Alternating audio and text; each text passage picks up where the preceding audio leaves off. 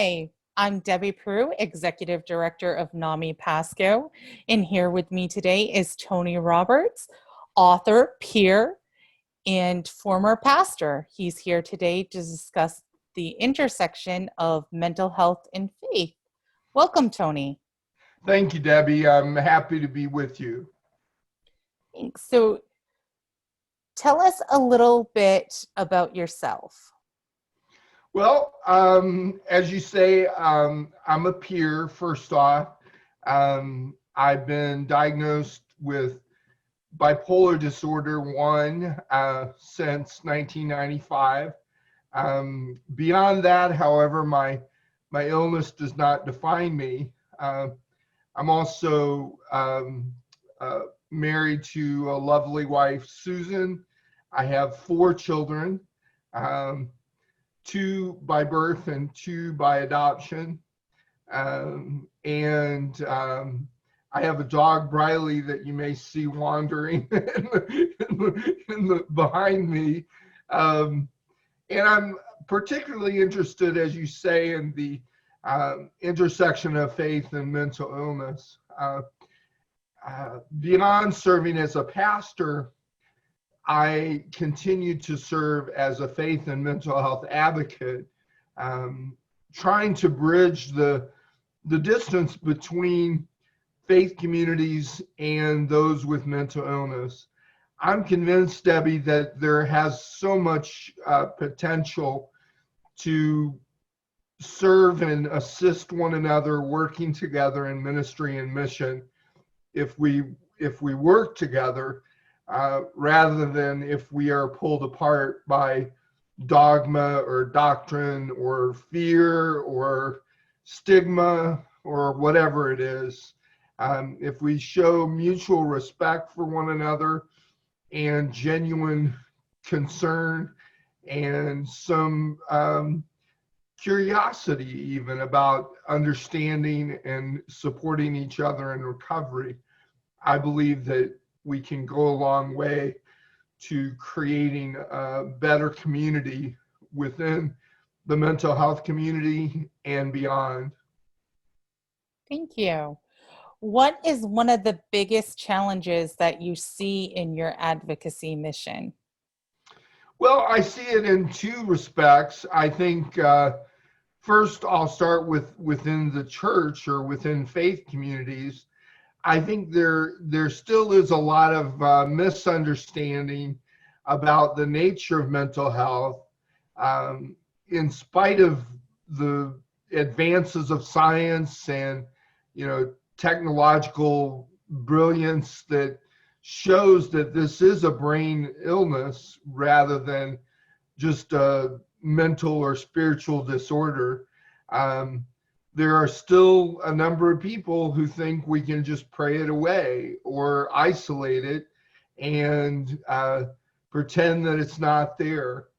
And however, I don't think that that's quite as prevalent as it is that people just don't understand. I think people in the church genuinely want to be understanding, and that's really my story that I tell in my book. When I was open about my illness, people did embrace and accept me. So I think there's a desire, but really a lack of understanding, a lack of knowledge. And then on the other side, perhaps unknowingly or inadvertently, people within the mental health world can be suspicious of faith communities.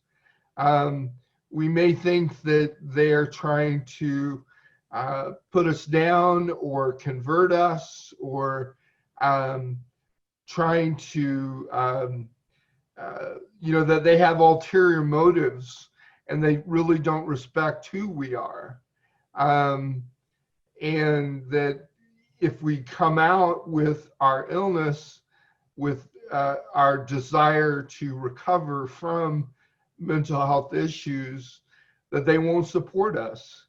So I think it is a two-way street. And I think that we have to openly discuss and communicate what is in our hearts and minds if we're going to make progress toward recovery. Mhm. And one of the ways that you're helping to bridge that gap is you've authored 2 books. Can you tell us about them? Yes, my first book is, I'll reach down and give a visual aid here, is Delight and Disorder. It may be backward on the screen, right? Because of It looks good. okay. Oh, now it's upside down. Okay. This Delight and Disorder Ministry Madness Mission, and this is something like a devotional, uh, memoir. It tells my story as a man with bipolar disorder who also serves as a pastor. And it was written at a time right after I left pastoral ministry and was still adjusting to uh, life beyond that identity. So it's very much a devotional therapy for me. And I've found from people who have read it and have written to me or talked with me that that's something of what it serves for them.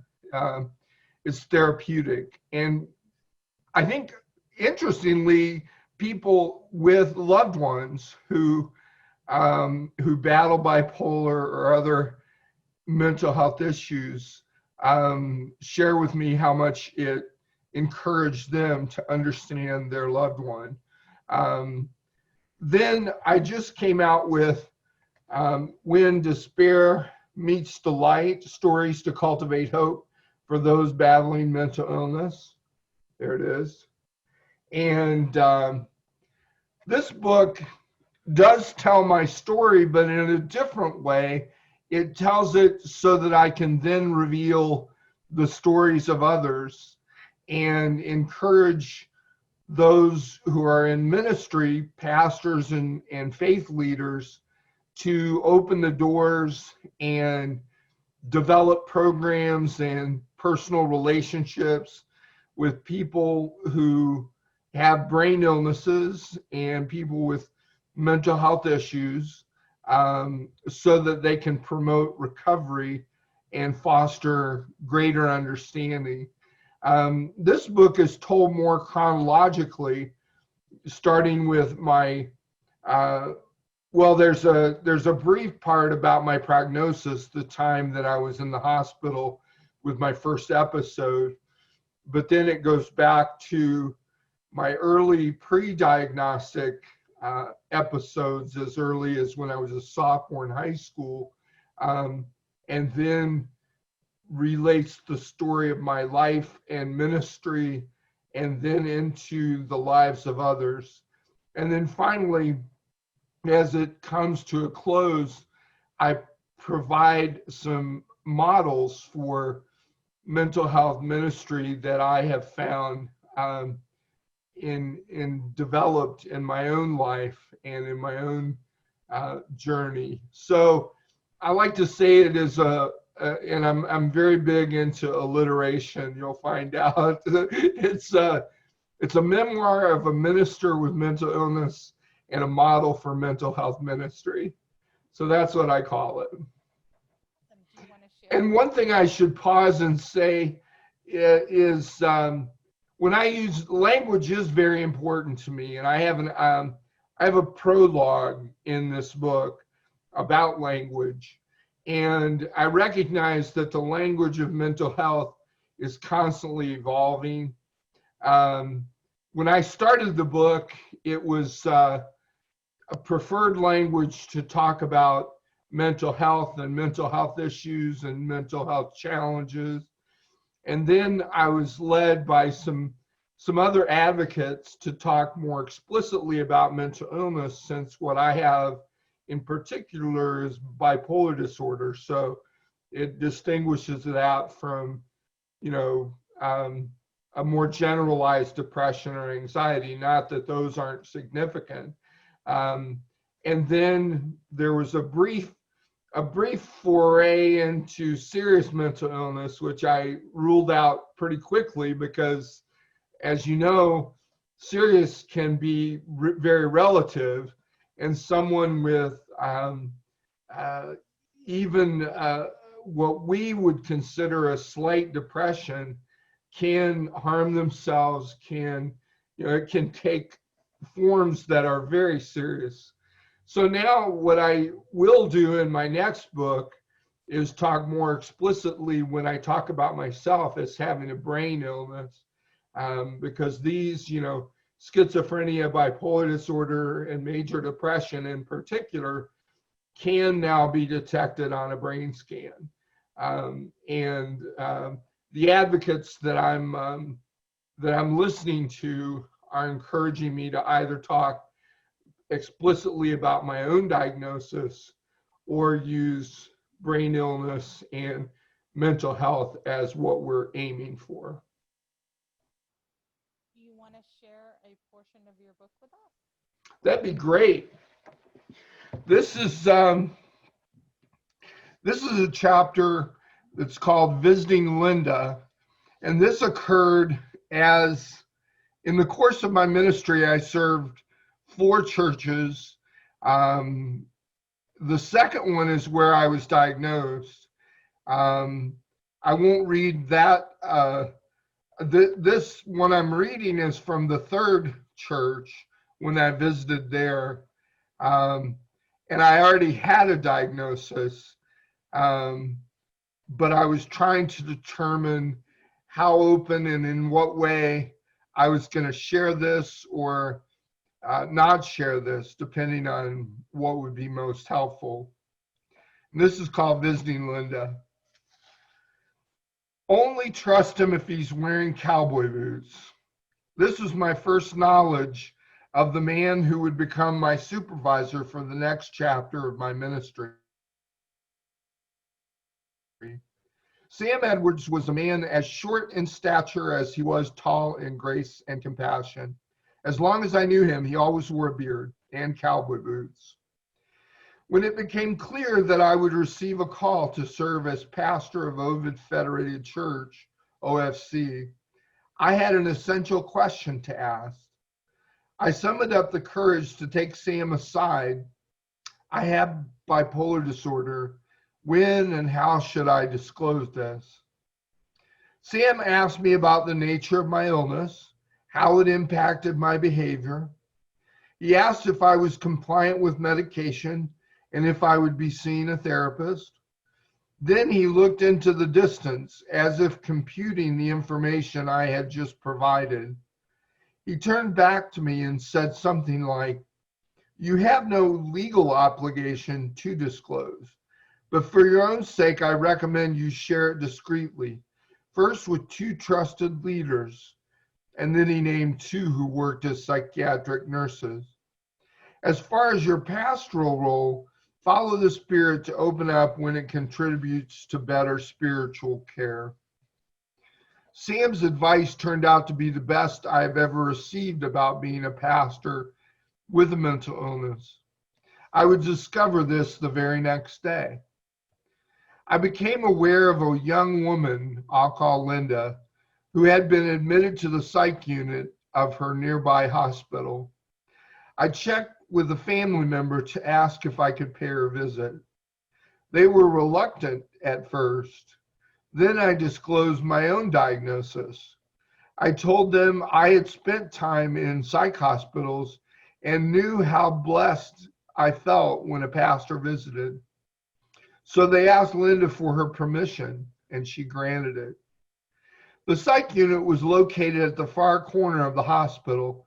I had to walk through dark and dingy corridors to get there. I buzzed to get in, and an aide opened the door, looking askance. She pointed to a room at the end of the hall. I found Linda lying in bed with a sheet up to her chin, her leg exposed to reveal an open hospital gown. "Linda, I'm Pastor Tony. Thank you for letting me see you." She lay completely still, and I pulled up the chair beside her and sat in silence, listening for what the Spirit would say. Linda, I don't know just what you're going through, but I do know what it's like to be in a dark valley. I've been in a place like this.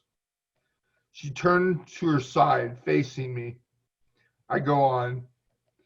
One thing I've discovered is that even in the darkest valleys, I've not been alone. Even though I felt like it at the time, I was not alone. You are not alone, Linda. Do you know that? A tear formed in the corner of her eye. I bowed my head and prayed, silently at first, then aloud. Gracious God, you collect our tears in a bottle. You care for us more than we can possibly care for ourselves. Help Linda embrace your grace in the Spirit of Jesus Christ. She looked at me and through tears quietly spoke, thank you for seeing me. Seeing and being seen are spiritual events. They only happen when two souls look through our circumstantial dividing walls and self-preserving masks and risk becoming one. When I looked into Linda's eyes and saw tears begin to melt her wounds, I shed a few of my own. God anointed me with those tears to a renewed sense of calling and to a place that would become not only my field of service, but my spiritual home. Thank you, Tony. That was lovely. Now, for a member of a congregation maybe dealing with their own mental health crisis, what advice would you give them? That's a very good question, Debbie. And I think first it is important to find someone you can trust, um, and not necessarily the pastor. Studies show that pastors are often the front line of people opening up, which is fine. You know, I won't say all pastors or even most pastors, but many pastors are equipped to respond faithfully. But there are, in every church I've been in, there are some even more equipped than the pastor to trust, to open up to. Many of these are often ordained leaders, deacons, elders. Um, I don't know other faith communities what the language is, trustees, I guess, but servants who, counselors, servants who have the understanding to assist and promote recovery for those with depression, with anxiety, with obsessive compulsive disorders, whatever the mental health challenge might be. But the first thing I strongly recommend is to find someone you can trust and to come out of hiding. The times that I have been in situations where I try to keep my mental health a secret, it was like, bottling up steam, you're bound to burst. And that can be in many ways. I mean, it could be through your own physical health. It can be through emotional, outbursts. It could be through what used to be called nervous breakdowns, or, in my case, a psychotic episode. So you need to find someone you can trust to share it with, and then go through. Certainly, you want professional help. I like to recommend that people see counselors before or at the same time as psychiatrists. Psychiatrists are simply too hard to find. As many know, I mean, when I moved to the state of Indiana, I literally had 4 months to wait. Um, if you see a good counselor who can, ultimately you need to see a psychiatrist. If you're going to take medication, you need to see a psychiatrist. But in my case, I was already diagnosed with bipolar disorder, and I was on medication that I needed to take. And I moved to another state. Um, I had a limited time to have that prescription follow me, if you understand what I mean. I needed to get someone to prescribe it in my new state. So fortunately, I found a counselor, a therapist who could follow my progress and then refer me to a general practitioner who would prescribe the medicine I needed. Even though it was the same medicine, I needed a local prescriber. So, so I like to say that, people just starting down the path of mental health recovery really need to see a therapist. Again, before or if there's one available at the same time as psychiatrists. And then there's a chapter in my book. I used to believe in days gone by, really before my own journey, that, if you were a Christian, you needed to see a Christian therapist. If you were a Buddhist, you needed to see a Buddhist therapist. You needed to find someone who would support your faith and your worldview. I don't believe that anymore. I think we need to find people who are respectful and cognizant of our faith perspective and our worldview, so they're not constantly tearing it down and trying to deconstruct it. But if we find someone who has a different faith understanding as we do, or one we don't even know, a good therapist, you may not even know what their perspective is, unless you ask them. And it's always fine to ask them. They can always choose to not answer. But I think that we need to find a therapeutic relationship where we will have a chance to grow in faith, which also includes being challenged and called to task when we hide behind our theology or use the language of faith to excuse our behavior, if that makes sense. Absolutely. You made some very good points there. When this airs, it will air on the National Day of Prayer for Mental Illness Recovery and Understanding. What role has prayer had in your mental health recovery? It's been a tremendous difference that prayer has made, personally and pastorally, and in my advocacy work. When I was going through seminary, which is the schooling and the process to become ordained as a pastor, I found it essential because it was a time where every part of me, my psyche, my intellect, my faith, every part of me was being tested.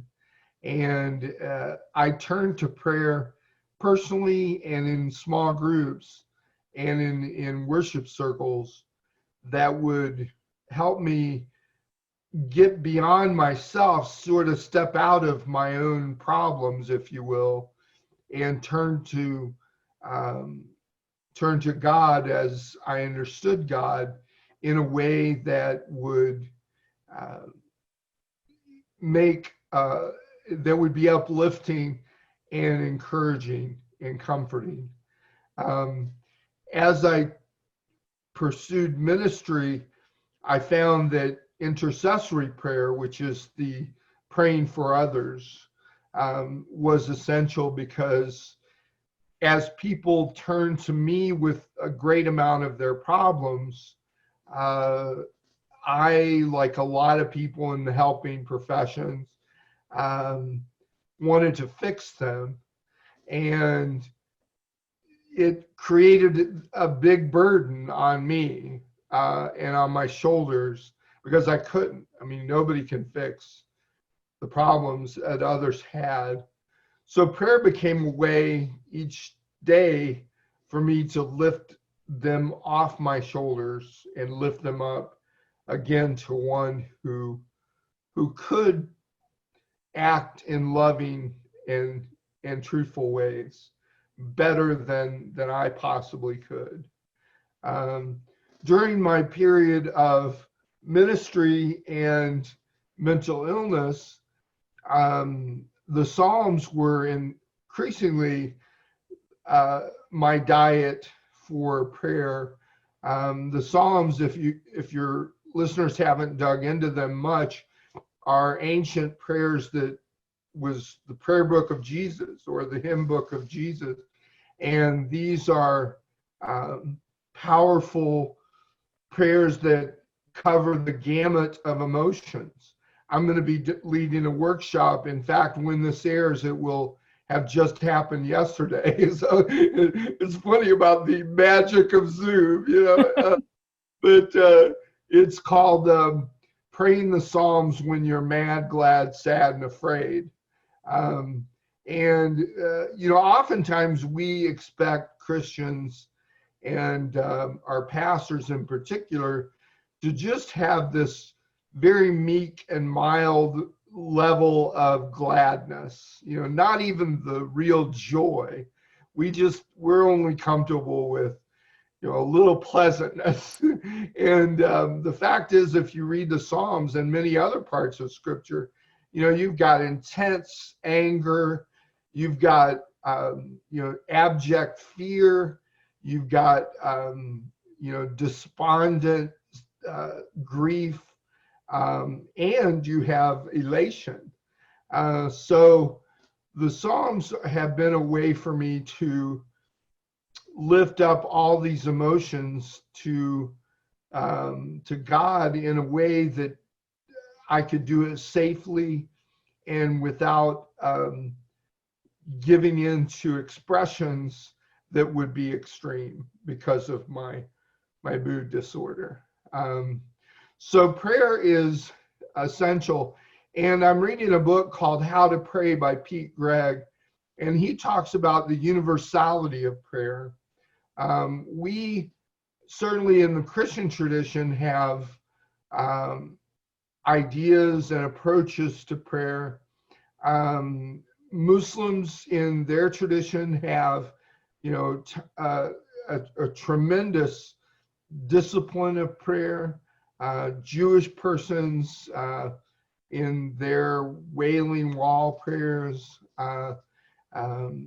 Hindu, Buddhists, even atheists. I was telling Debbie before the program, I was watching young Sheldon, who is probably the most popular atheist on television, Sheldon Cooper, a Big Bang Theory.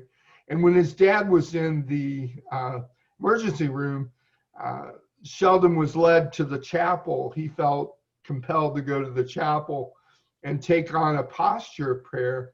And the adult Sheldon said, I suppose it looks like I'm praying to God. I'm not.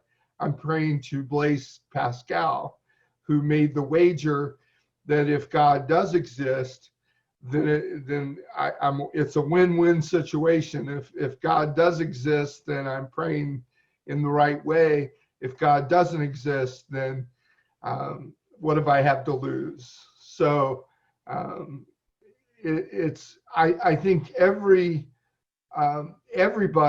whether whatever your faith perspective is, desires to give praise for when your child is born, to give awe when you've seen the Grand Canyon, to give desire expressions of healing when you see someone, in a psychotic episode, someone you care about. No matter what your formulation of God or not God, prayer is an essential component of who we are and what we do. Thank you, Tony. Do you have a favorite psalm? That's a great question. Let me turn to one here, and this is actually coming from a psalter, so it's not words maybe that your listeners would know, but it's one that would be it's Psalm 51, and it's let me find okay, here we go. I'll just read a couple verses here. God, be merciful to me. On your love I rest my plea. By your vast abounding grace, my transgressions all erase. From the stain of every sin, wash and clean and make me clean within. For my sins before me rise, always present to my eyes. I have sinned against you alone. In your sight I've evil done. So your words are proven true.